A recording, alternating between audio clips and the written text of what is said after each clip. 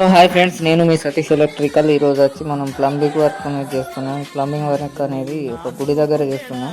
ఈ గుడి ఎక్కడున్నా అనేది మీరు వీడియో మొత్తం చూసి కామెంట్ అయితే చేయండి. 2 సింటెక్స్కి అయితే మనం సప్లై అనేది ఇవ్వాలి. 2 సింటెక్స్ ఉన్నాయి. ఒక సింటెక్స్కి అయితే ఆల్రెడీ ఇచ్చింది, ఇంకో సింటెక్స్ మనం సప్లై అనేది తీస్తున్నాం. వేరే మోటార్ మీద ఉండే కానీ ఆ మోటార్ అనేది ఖరాబ్ అయింది. మన శివరాత్రి దగ్గరకు వస్తుందని వీళ్ళైతే గుడి వరకు పిలిచారు.